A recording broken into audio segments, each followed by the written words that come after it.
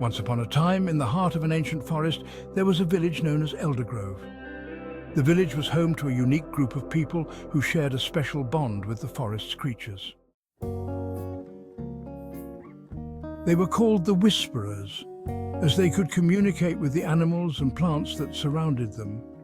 This gift had been passed down through generations, and the Whisperers lived in harmony with nature, ensuring the forest's balance and prosperity. Among the Whisperers was a young woman named Lyra. Unlike her fellow villagers who were content with their peaceful lives, Lyra had a restless spirit. She longed for adventure and to see the world beyond the forest. However, her gift was different from the others.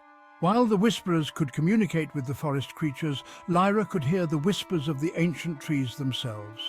They spoke to her in a language older than time, sharing stories of the world outside Eldergrove. One day, Lyra heard a troubling whisper from the oldest tree in the forest, the Great Elder. It spoke of a darkness spreading across the land, corrupting the natural order and threatening all life.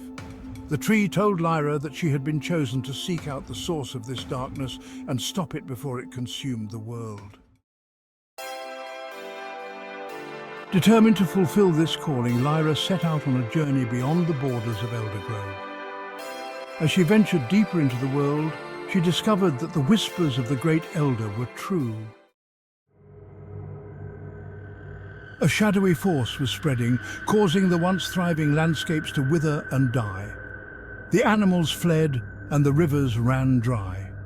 People in the nearby towns and villages spoke of a sorcerer named Malakar, who wielded dark magic and sought to reshape the world in his twisted image. Lyra knew she had to find a way to stop Malakar, but she couldn't do it alone. She called upon her bond with nature and the creatures she had befriended throughout her life.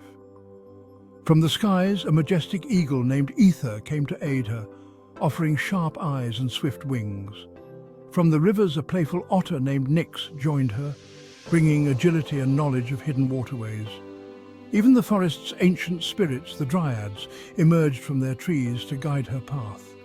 Together, they traveled through desolate lands and treacherous mountains, always following the whispers of the trees that still stood. Along the way, they encountered other beings who had been affected by Malakar's darkness, a hermit who once controlled the winds, a blacksmith who could shape metal with a touch, and a healer who had lost faith in her own abilities. Lyra shared her vision with them, and one by one they joined her quest, each bringing their unique talents to the group. In a climactic battle, Lyra and her companions faced Malakar and his minions. The sorcerer's power was formidable, but so was the unity of those who stood against him. With Ether's keen sight, they dodged Malakar's spells. Nyx's nimbleness helped them navigate the treacherous terrain. The hermit called forth a storm, the blacksmith crafted a blade of pure light, and the healer restored hope to those who faltered. In the end, it was Lyra who faced Malakar alone. Drawing upon the whispers of the trees, she unleashed a surge of ancient power, banishing the darkness from the land.